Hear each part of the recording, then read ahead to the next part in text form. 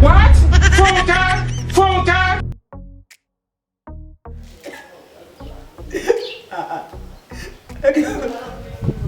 Watu wengi wanakosea kutembea wajui.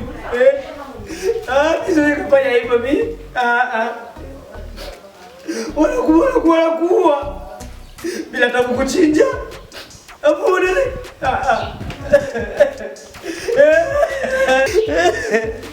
Hapo watoto wadogo wanawakula.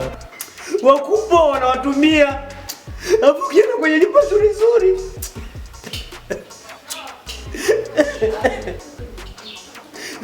Ulikosea nini? Au sisi tulifanya tu kitu gani sisi? Odi. Karibu. Kristiani, mbona lia? Mbona lia? Yaani sisi siku zote tunazidi tu kuwakosea. Na wakati umeumbwa na Mwenyezi Mungu uone. Mbona ni hapo?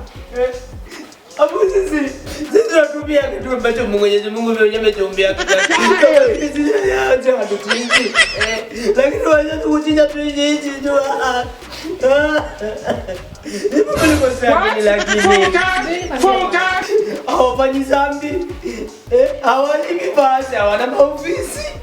Lakini tunazidi tu kuharibia. Tunazidi tu kuua. Maana sisi tuna vitu nyingi. Mimi sikuelewi. Unaona Jisabu. Unaona? Sio watuambia kula kitu cha haramu si vizuri. Kweli. Mwenyezi Mungu ameumba kila kitu chote na thamani yake. Unaweza kula kuku na tumbo. What? Unaweza kula kuku na miguu. Unaweza kula kuku na kichwa chake. Hapo hizo shida majoa. Sasa jiwazi. Kuku inatoka mnini? Sasa ile ni nini? Dai mimi nikule kuku na miguu na mifupa na nini? Ili yai. Alijatengenezwa ndani.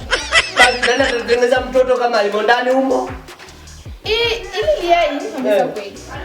Baada ya siku za kuenea. Ndio maana haliwezi kutoka ndani kuku. Malaki tumatire. Hapana. Malaki hajaenea kuzaliwa Sasa siku ili yai. Malaki mimi nikule prematire. Mziguli mie hiyo. Mimi ziguli chambia nyumbani. Basi nipe mimi niende nalo. Nipe ili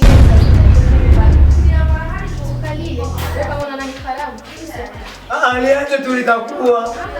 Aliache. Ona. Sikiliza. Alijakuwa litakuwa Hapana, Kristiana nichanganye. Aje sasa. Unasema lile hayo kabisa. Siwezi. Kaliwe tatoka ndani katoto. Haiwezekani. Jamaa. Haiwezekani. Kama yako kalishakufa. Tukalizike. Hapo mtu anaweza kutoka ndani. Tukalizike. Wewe nipe nikuonyeshe kazi.